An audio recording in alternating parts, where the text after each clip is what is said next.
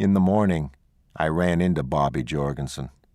I was loading Hueys up on the helipad, and when the last bird took off while I was putting on my shirt, I looked over and saw him, leaning against my Jeep, waiting for me. It was a surprise. He seemed smaller than I remembered, a little squirrel of a guy, short and stumpy looking. He nodded nervously. "Well," he said. At first I just looked down at his boots. Those boots. I remembered them from when I got shot. Out along the Song Trebong, a bullet inside me, all that pain. But for some reason, what stuck in my memory was the smooth, unblemished leather of his fine new boots. Factory black, no scuffs or dust or red clay. The boots were one of those vivid details you can't forget. Like a pebble or a blade of grass, you just stare and think, dear Christ, there's the last thing on earth I'll ever see. Jorgensen blinked and tried to smile. Oddly, I almost felt some pity for him. "Look," he said, "can we talk?" I didn't move. I didn't say a word. Jorgensen's tongue flicked out, moving along the edge of his mustache, then slipped away. "Listen, man, I fucked up," he said. "What else can I say? I'm sorry. When you got hit, I kept telling myself to move, but I couldn't do it. Like I was full of drugs or something. You ever feel like that? Like you can't even move?" "No," I said. "I never did." "But can't you at least—" "Excuses?" Jorgensen's lip twitched. "No, I botched it, period. Got all frozen up, I guess. The noise and shooting and everything, my first firefight, I couldn't handle it. When I heard about the shock, the gangrene, I felt miserable. Nightmares, too. I kept seeing you lying out there, heard you screaming, but it was like my legs were filled up with sand. They didn't work. I'd keep trying, but I couldn't make my goddamn legs work." He made a small sound in his throat, something low and feathery. And for a second, I was afraid he might bawl. That would have ended it. I would have patted his shoulder and told him to forget it. But he kept control. He swallowed whatever the sound was and forced a smile and tried to shake my hand. It gave me an excuse to glare at him. "It's not that easy," I said. "Tim, I can't go back and do things over. My ass." Jorgensen kept pushing his hand out at me. He looked so earnest, so sad and hurt, that it almost made me feel guilty. Not quite, though. After a second, I muttered something and got into my Jeep and put it to the floor and left him standing there. I hated him for making me stop hating him.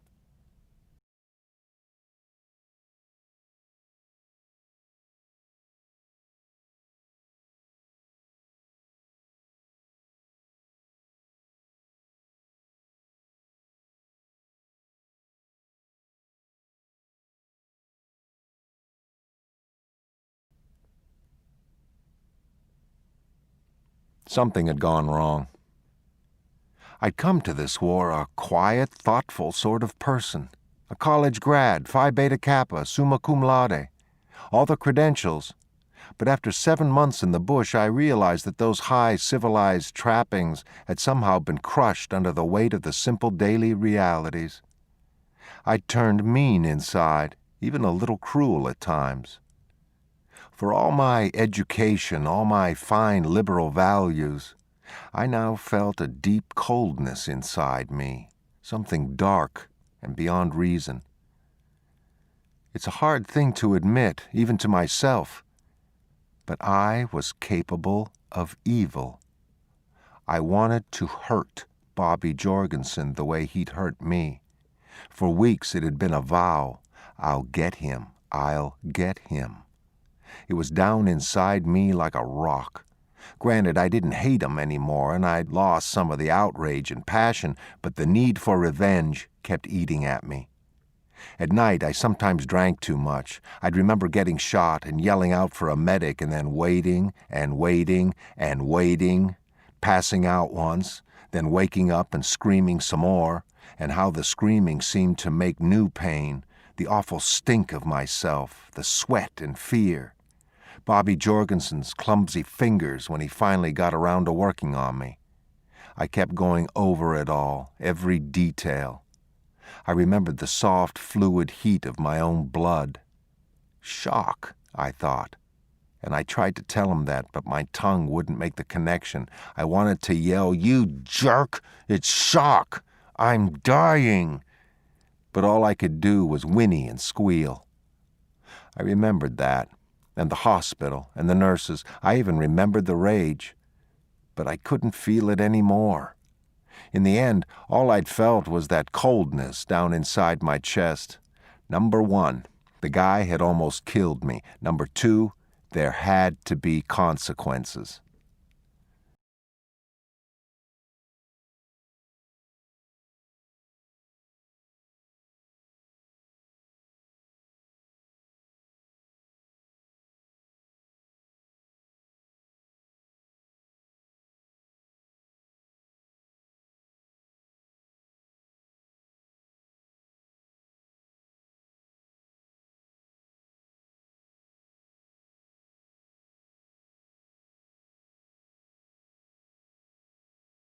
That afternoon, I asked Mitchell Sanders to give me a hand. "No pain," I said. "Basic psychology, that's all. Mess with his head a little." "Negative," Sanders said. "Spook the fucker." Sanders shook his head. "Man, you're sick. All I want is sick." Quietly, Sanders looked at me for a second, and then walked away. I had to get Azar in on it. He didn't have Mitchell Sanders' intelligence, but he had a keener sense of justice. After I explained the plan, Azar gave me a long white smile. "Tonight," he said, "just don't get carried away." "Me?"